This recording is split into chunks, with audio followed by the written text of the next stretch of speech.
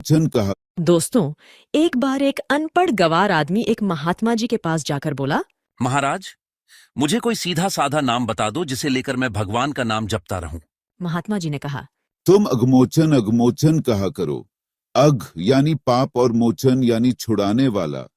अगमोचन मतलब जो पाप को छुड़ा सके। अब है बेचारा गांव का गंवार आदमी अघमोचन अघमोचन झपते हुए अपने गांव की ओर लौट रहा था। लेकिन रास्ते में वह अघमोचन में अघ लगाना भूल गया और केवल घमोचन घमोचन झपने लगा।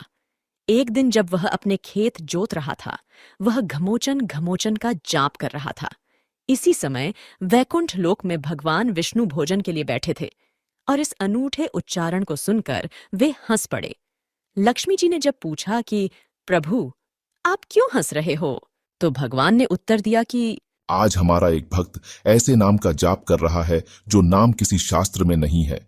ये सुनकर हमें हंसी आ गई।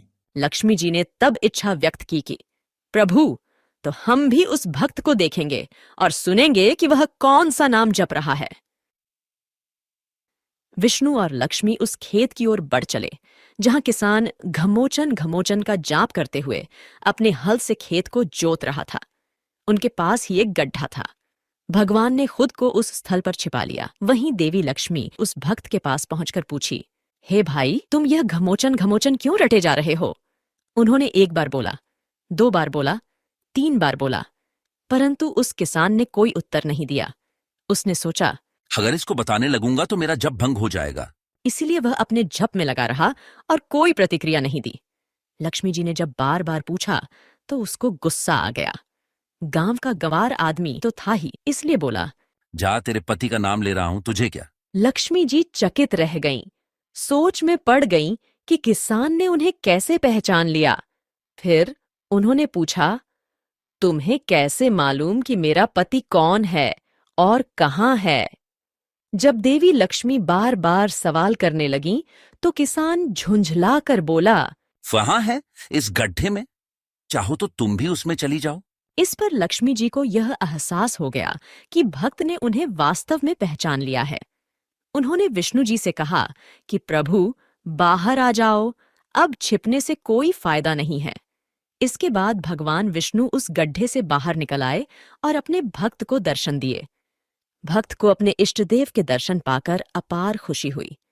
भगवान ने लक्ष्मी जी से कहा, देखा मेरे नाम की महानता। भले ही वह आघमोचन और घमोचन में भेद नहीं जानता, पर उसके जप में मेरा ही नाम था।